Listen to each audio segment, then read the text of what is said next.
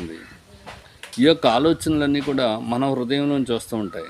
మన పలానా వస్త్రాలు ధరించుకుంటే బాగుంటుంది, మనం సంథింగ్ వెరైటీగా ఉండాలి, ఇలాగే చేస్తే ఇదే కరెక్టు అని ఒక్కొక్క తరంలో ఒక్కొక్క మనిషి యొక్క హృదయంలోంచి వచ్చినటువంటిది.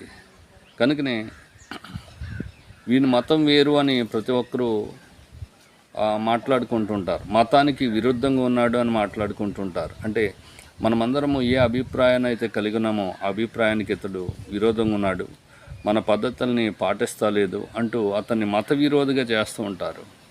ఆ మతము అనేది ఎప్పటి వరకు నిలబడి ఉంటుంది అంటే, ఆ మతాన్ని ప్రతిపాదించినటువంటి వ్యక్తి బ్రతికున్నంత వరకు కూడా మరి ఆయనకు లోబడతారు, భయపడతారు. ఇష్టమున్నా ఇష్టం లేకపోయినా మరి ఆ వ్యక్తి మీద ఉన్నటువంటి గౌరవంతో ఏం చేస్తారంటే ఆ యొక్క పద్ధతులను అవలంబిస్తారు. దీన్నే మతము అని మనం చెప్పుకోవచ్చు.